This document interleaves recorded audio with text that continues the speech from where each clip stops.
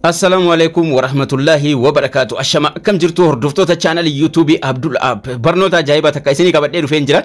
Namoonni baay'een keessaan na barreessanii Abduu bakki profaayilii kiyyaa ni jijjiirame ka duraan gubbaa ture gara gajjallaatti gadi darbe ka jedhu namoota baay'ee dagaafataa jiranii deebii isaa isinii qabadhee dhufeen jira gaa. Profaayiliin kun maaliif gara gajjallaatti jijjiirame isa jedhu waliin jechuudha.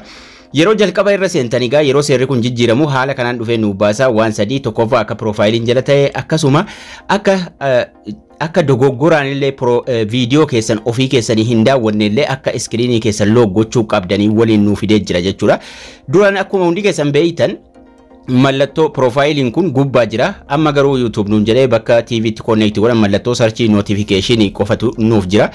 Yeroo notification irra tuqxanii commentii qobaatti adda baaftanii ilaaluu dandeessu akkasuma oli jira notification jalatti jechuudha commentiin qobaatti nuuf bahe akkasuma mentioning fi your channel waan seera channel immoo ilaallatu mata duree qobaatti your channel jedhee isas adda nuuf baasee jira jechuudha. So profiling ka gubbaa ture gara gajjallaatti darbuun kan nama maraati malee wanni isin settingi dogoggortanii yookaan immoo wanni isin irraa sirreessuu qabdan hin jiru.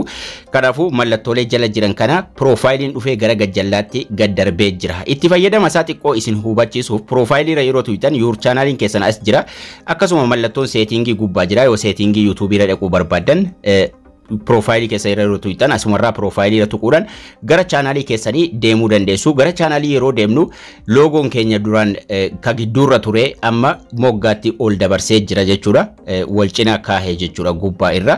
Akkasuma yeroo duubatti deebinu switchiin ni jira. Switchii yoo YouTube lama sadii qabaattan asumarraa tuqxanii jijjiirrattu jechuudha. Profaayilii adda addaa jijjiirtanii fayyadamuuf gara Google account deemuuf asumarraa switchii godhattu history wanni isin daawwattanii dabarsitan akkasuma playlist fi wanni isin boodan daawwadha jettanii watch later keessa kaawwattanis asuma isiniif jira jechuudha.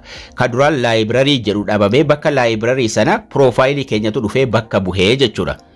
Your video wanni isin download godhatan clipii isin murtanii namarraa dalagdan martinu asumarra isiniif jira. Kanaafuu profiling keenya kan YouTube app YouTube irra ka duraan gubbaa ture amma gara gajjallaatti kan inni darbe kanuma nama maraati. Kanaafuu profiling keenya gara gajjallaatti gad darbe ka jedhaa jirtan waa tokko romaa rakkinan qabu gara chaanaalii keessanii deemuuf profiling irra tuquudhumaan achuma maqaa keessa irra tuqxanii gara chaanaalii keessanii salphaatti deemuu dandeessu. Ka jijjiirame kanuma nama maraati malee keessan qofaa miti.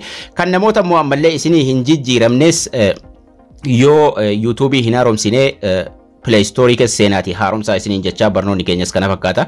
Like share hiriyoota keessaniif gochuu hin dagatina isiniin jecha barnoota kutaa itti aanu walitti deebina turtii gaarii.